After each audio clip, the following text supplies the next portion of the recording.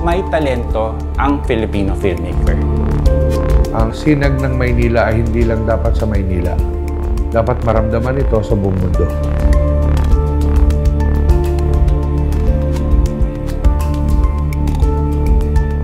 The more the merrier. Actually, we're not here to compete with anyone. Dito kasi, mas maraming exposure, mas maraming venue yung mga filmmakers. Unang-una kasi, ang dami natin mga talented na mga filmmakers. I mean, itong festival na to, nag-open lang siya ng doors sa mga filmmakers. Kaya, mas dumadami yung kanilang exposure, mas dumadami yung kanilang pelikula palabas na bumuhay nila. So, and I think this is the right time kasi unang-una, hindi lang na tayo nakikilala dito, nakikilala na tayo sa ibang bansa. Of course, gusto namin magkaroon ng audience, gusto namin magkaroon ng maraming estudyante na manood.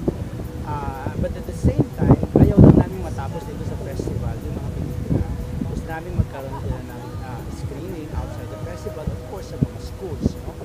And at the same time, gusto namin magkaroon ng international exposure, meaning hindi lang limited sa mga festival, kundi sa magkaroon kami ng distribution outside the Philippines. So, yun sa akin yung parang dream ko, no? That's my dream. Gusto ko yung talagang the ultimate goal is magkaroon ng distribution. It's not going to be easy, no? Kaya nga nangangarap tayo, pangarap yan eh. Probably yung mga past festivals, mga past competition, up to a certain point lang sila, maybe up to exhibition.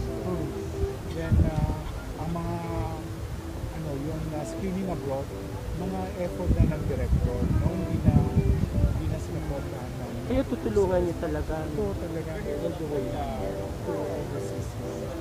And that, Brilliant yun kaya we have this